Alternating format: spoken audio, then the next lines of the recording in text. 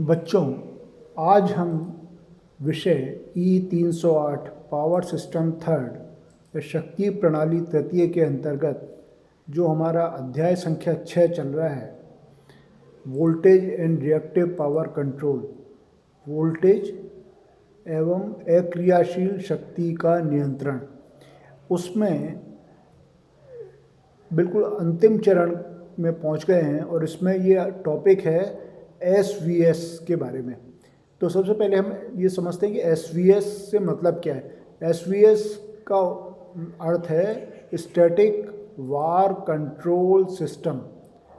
SVS, इसको कई बार SVC भी लिखते हैं कुछ जगह पे, और कहीं कहीं पे SVS लिखा जाता है। तो आपके सिलेबस में SVS शब्द लिखा हुआ है, और तो इसका मतलब है स्टैटिक वार, VAR, वार का अर्थ है रिएक्टिव पावर को जनरली वाट से डिनोट करते हैं, जो KVA के रूप में टोटल पावर शो की जाती है और VAR के रूप में रिएक्टिव पावर शो होती है। तो स्टैटिक वार कंट्रोल सिस्टम या स्टैटिक वार कंट्रोल, इसको इस तरह से भी कहते हैं। तो जो SVC या SVS जो भी है, दोनों एक ही चीज़ हैं। SVC का अर्थ भी स्टैटिक वार कंट्रोल होता है, और अगर सबको समाहित कर दें पूरे सिस्टम में जितने भी इक्विपमेंट्स हैं उन सबको एक साथ जोड़ दें तो ये SVS भी कई बार कहा जाता है। तो इसके सबसे पहले तो प्रमुख घटक कौन कौन से हैं। तो सबसे पहले इसमें जो प्रमुख घटक है वो है thyristor control reactor. Thyristor control reactor यानी थायरिस्टर द्वारा नियंत्रित प्रतिघातक, हिंदी में कहेंगे थायरिस्टर द्वारा नियंत्रित प्रतिघातक। दूसरा होता है थायरिस्टर स्विच कैपेसिटर, थायरिस्टर द्वारा प्रचालित कैपेसिटर या धारित्र। तो थायरिस्टर के द्वारा नियंत्रित किया जाने वाला रिएक्टर होता है जो प्रतिघातक होता है, और दूसरा होता है थायरिस्टर के द्वारा प्रचालित किया जाने वाला कैपेसिटर। तीसरा इसमें जो एक उपकरण है प्रमुख रूप से वो होता है हार्मोनिक फिल्टर। हार्मोनिक फिल्टर यानी जो हार्मोनिक्स होते हैं उसको किस प्रकार से हम फिल्टर करें, ये इसमें देखना पड़ता है। और चौथा इक्विपमेंट इसमें होता है mechanically switched capacitor and reactors. Mechanically switched के, तो इसमें दोनों तरह के जो कैपेसिटर्स और दोनों तरह के रिएक्टर्स जोड़े जाते हैं। थायरिस्टर के थ्रू भी जोड़े जाते हैं, और कभी मान लीजिए वो थायरिस्टर ऑपरेट ही नहीं करे तो ऐसी स्थिति में सिस्टम कोलैप्स नहीं कर जाए, उसके लिए मैकेनिकली कंट्रोल या मैकेनिकली ऑपरेटेड स्विच कैपेसिटर्स और रिएक्टर्स भी जोड़े जाते हैं। तो अब ये तो चार इसके प्रमुख उपकरण हो गए। अब हम इनके बारे में एक एक करके देखते हैं।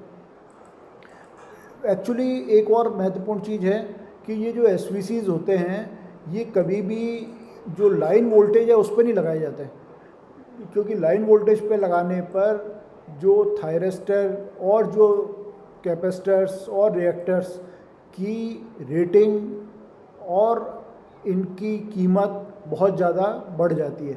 इसके लिए एक स्टेप डाउन ट्रांसफार्मर के द्वारा वोल्टेज को कम करके, वोल्टेज को स्टेप डाउन करके वहाँ पर इस प्रणाली को लगाया जाता है, जिससे कि इसका जो थायरिस्टर जो इसमें लग रहे हैं उनका आकार कम हो जाए और उनकी संख्या भी नियंत्रित हो सके, कम हो सके।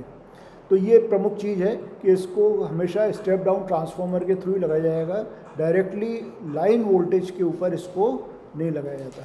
अब एक एक करके ये चार हमने प्रमुख उपकरण देखे, उनके बारे में थोड़ा सा अध्ययन करते हैं कि चारों उपकरण क्या होते हैं और उनके प्रमुख कार्य क्या हैं। तो सबसे पहले TCR, थायरिस्टर कंट्रोल रिएक्टर या थायरिस्टर नियंत्रित प्रतिघातक, इसके बारे में देखते हैं। तो जो विद्युत संचरण प्रणाली है, जो ट्रांसमिशन सिस्टम है, उसमें जो TCR है वो बाई डायरेक्शनल थायरिस्टर वाल्व के साथ सीरीज़ में संयोजित होता है, श्रेणी क्रम में संयोजित होता है। तो बाई डायरेक्शनल थायरिस्टर्स लगाए जाते हैं और उनके साथ ये संयोजित होता है।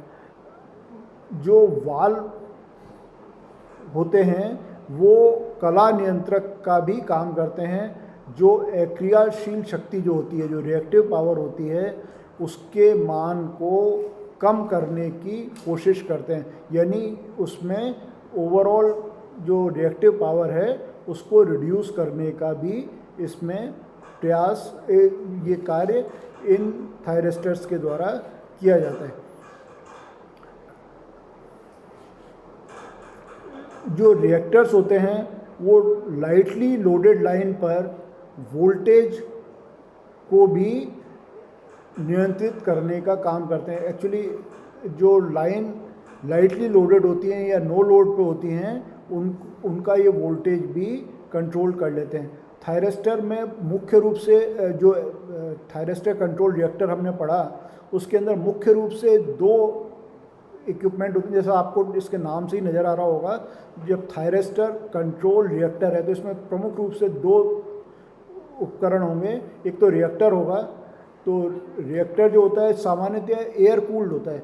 रिएक्टर एक तरह की वाइंडिंग होती है जो इंडक्टिव इन नेचर होती है। तो वाइंडिंग जनरली इसमें एयर कोर्ड ही वाइंडिंग इसमें की जाती है, मतलब इसमें कोई आयरन कोर्ड नहीं होती, सामान्यतः एयर कोर्ड ही वाइंडिंग इसमें की जाती है।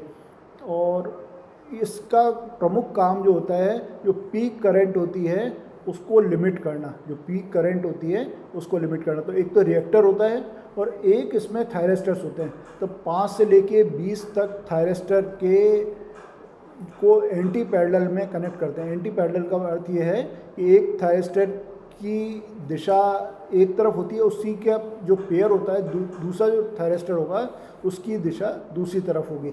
तो एक दूसरे के और दोनों एक दूसरे के समांतर क्रम में जुड़े होंगे लेकिन विपरीत दिशा में जुड़े होंगे, इसको एंटी पैरेलल कहते हैं। तो इस तरीके से करीब 5 से लेके 20 तक पेयर्स इसमें काम में आते हैं। तो ये जो TCR है या थायरिस्टर कंट्रोल रिएक्टर है, इसके प्रमुख रूप से दो उपकरण मुख्य रूप से हो गए। एक तो रिएक्टर हो गया जो आपको बताया गया कि एयर कोर्ड होगा यानी एयर के ऊपर ही वाइंडिंग हुई, मतलब कोई इसमें आयरन कोर का यूज़ नहीं किया जाएगा। और दूसरा इसमें थायरिस्टर होते हैं जो 5 से लेके 20 तक पेयर्स होते हैं जिनको आपस में एंटी पैरेलल में कनेक्ट किया जाता है। अब इसका जो दूसरा घटक है या दूसरा जो एलिमेंट है वो है थायरिस्टर स्विच कैपेसिटर। थायरिस्टर के द्वारा जो स्विच या प्रचालित कैपेसिटर्स जो होते हैं, ये भी अक्रियाशील शक्ति जो होती है, रिएक्टिव पावर होती है, उसकी पूर्ति के लिए होते हैं। थायरिस्टर द्वारा धारा नियंत्रक थायरिस्टर और धारा नियंत्रक को सीमित करके ये प्रतिघातक बनता है।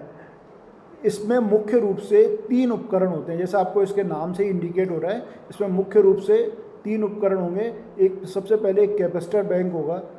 कैपेसिटर्स होंगे 500 kVAR से लेके 1000 kVAR तक के, और ये आउटडोर लोकेशंस में लगाए जाते हैं, इंडोर में नहीं होते, आउटडोर में लगाए जाएंगे। तो आउटडोर लोकेशंस वाले कैपेसिटर्स इसमें 500 से लेके 1000 तक कैपेसिटर्स इसमें की आवश्यकता होती है, यानी एक घटक तो इसका प्रमुख रूप से ये हो गया। दूसरा होता है रिएक्टर्स।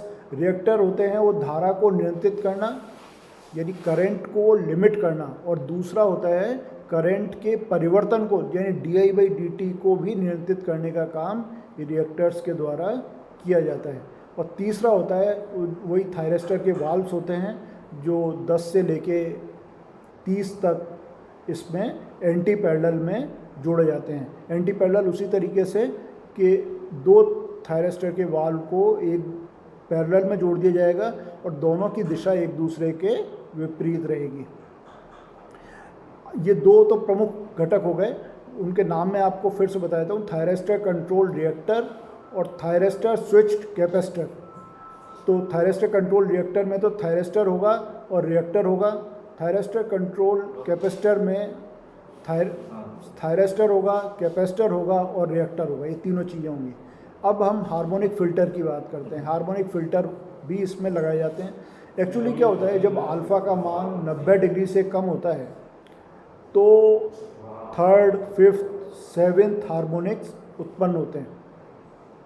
अब जब इनको डेल्टा में कनेक्ट कर देते हैं तो थर्ड हार्मोनिक तो एलिमिनेट हो जाती है, लेकिन फिफ्थ और सेवेंथ हार्मोनिक करंट के कारण जो वोल्टेज में डिस्टॉर्शन आने लगता है, वोल्टेज जो है विचलित होना प्रारंभ हो जाता है। उस वोल्टेज के डिस्टॉर्शन को कम करने के लिए या ख़त्म करने के लिए, ख़त्म तो पूरी तरह से नहीं हो पाता, लेकिन उस वोल्टेज के डिस्टॉर्शन को कम करने के लिए हार्मोनिक फ़िल्टर्स इसमें लगाए जाते हैं, जिससे फिफ्थ हार्मोनिक, सेवन्थ हार्मोनिक के प्रभाव इसमें कम से कम हो सकें। जब भी हम थायरिस्टर लगाएंगे तो उसमें उस समय हार्मोनिक्स भी उसके साथ में प्रोड्यूस होते हैं, तो हार्मोनिक्स को कंट्रोल करना आवश्यक होता है, इसीलिए ये हार्मोनिक फ़िल्टर इसमें लगाया जाता है। उसके बाद इसमें mechanically switch capacitors and reactors भी होते हैं। इसमें क्या होता है कि जैसे हमने TCR या TSC तो लगा दिया, और लेकिन अगर मान लीजिए किसी भी कारण से ये ऑपरेट नहीं कर पा रहे, कोई थायरिस्टर में प्रॉब्लम आ गई या किसी सिस्टम में प्रॉब्लम आ गई या और कोई सर्किटरी में प्रॉब्लम आ गई, उस कारण से मान लीजिए कि ये थायरिस्टर ऑपरेट नहीं कर पा रहे, तो ऐसी स्थिति में जो रिएक्टर्स हैं और जो कैपेसिटर्स हैं वो मैकेनिकली ऑपरेटेड स्विच के द्वारा भी कनेक्टेड होते हैं। तो इनको जब आवश्यकता पड़ती है, सिस्टम के अंदर जब आवश्यकता होती है, तब इनको स्विच ऑन करते हैं। सामान्य परिस्थितियों में ये स्विच ऑफ रहते हैं। कुछ परिस्थितियों, मतलब जब ये थायरिस्टर वाली प्रणाली हमारी काम नहीं करती किसी भी कारण से, सर्किट में प्रॉब्लम होने से या किसी थायरिस्टर के फेल होने से या किसी थायरिस्टर के सिस्टम में प्रॉब्लम होने से, तो ऐसी स्थिति में ये जो मैकेनिकली ऑपरेटेड जो स्विच है उसको हम ऑन करते हैं, जिससे कि हमारे कैपेसिटर्स और जो हमारा रिएक्टर है वो ऑन हो सके। तो ये इस तरीके से हमने देखा कि ये SVS सिस्टम क्या होता है। तो ये SVS सिस्टम के बारे में हमने पढ़ा। इसके में जो प्रमुख घटक है वो आपको फिर एक बार रिपीट कर देता हूँ, ये इम्पॉर्टेंट है। एक तो thyristor control reactor TCR, thyristor control reactor. दूसरा इसमें प्रमुख घटक है थायरिस्टर स्विच कैपेसिटर TC। ये जो होगा ये होगा TSC, thyristor switch capacitor TSC। तीसरा होगा हार्मोनिक फ़िल्टर, जो हार्मोनिक फ़िल्टर के बारे में भी हमने पढ़ा, और एक mechanically switched capacitor and reactors. जो मैकेनिकली स्विच जो है कैपेसिटर और रिएक्टर होते हैं। TCR के अंदर प्रमुख रूप से दो कंपोनेंट्स होते हैं। एक रिएक्टर होता है जो मैंने आपको बताया था कि एयर कोल्ड होता है,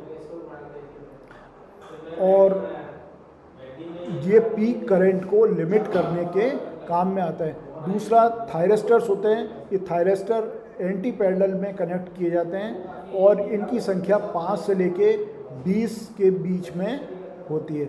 ऐसे ही जो थायरिस्टर स्विच कैपेसिटर था TSC, उसके बारे में हमने पढ़ा था। उसमें प्रमुख रूप से 3 घटक होंगे। एक कैपेसिटर बैंक होगा जिसके अंदर 500 से लेके 1000 kVAR तक के कैपेसिटर्स उसमें कैपेसिटर बैंक में रहते हैं, और ये जनरली आउटडोर में ही लोकेटेड रहते हैं। दूसरा एक रिएक्टर होता है। रिएक्टर का काम करंट को लिमिट करना और करंट के परिवर्तन को लिमिट करना, यानी DI/dt और I दोनों को लिमिट करने के काम में लिया जाता है। तीसरा इसमें थायरिस्टर वाल्व्स होते हैं। इसमें वाल्व की संख्या कंपैरेटिवली थोड़ी ज़्यादा होती है, 10 से लेके 30 तक, और उसी प्रकार से एंटी पैरेलल में जो है ये वाल्व कनेक्ट किए जाते हैं। दो वाल्व्स को हम पैरेलल में जोड़ेंगे और उन दोनों की दिशा एक दूसरे के विपरीत कर देंगे। तो ये मैंने आपको प्रमुख घटक इसके बताए। इसके साथ साथ फिल्टर होता है इसमें, जो ख़ास तौर से 5th और 7th हार्मोनिक्स के डिस्टॉर्शन को कम करता है।